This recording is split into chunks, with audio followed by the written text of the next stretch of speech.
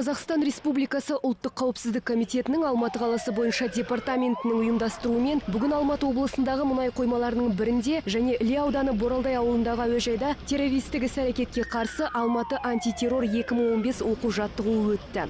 Оған 800-ге жуық қызметкерлер жұмылдырылып, 50 бірлік автомобиль және арнайы техникалар мен тікұшақ пайдаланылды. Осылайша арнайы құрылған жедел штаб құрамы тізе қосып, содырларға соққы беру тактикаларын пысықтады. Оқу жаттығу аясында қатысушылар ұрыс тәсілдеріне машықтанып, ашық алаңда техника мен қару қолданды. Басты мақсат бейбіт күнде ел ішіне бүлік салғысы келген топтың әрекеттеріне тұсау салу. Бірлескен антитеррорлық оқу жаттығу барысында ұрыс алаңына барлау және бақылау жүргізу, дәл соққы беру, қарсыластың маңызды нысандарына шабуыл жасап, оны жою, ұрыс қимылдарын жүргізу сияқты эпизодтан тұратын тәжірибелік іс-қимылдар көрсетілді.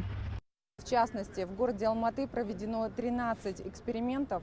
Атап айтқанда, Алматы қаласында кезекші қызметтердің өзара хабарландыруын тексеру бойынша 13 жедел эксперимент өткізілді. Оның барлығы сәтті өтті. Аталмыш шараның басты міндеті антитеррорлық топтардың арасында әрекеттестік механизмін жетілдіруді іске асыру, кепілдегі тұтқындарды құтқару мақсатында жарылғыш заттарды іздестіру. Сонымен қатар тергеу тобының тексеріс өткізуі және зардап шеккендерге қажетті көмек көрсету.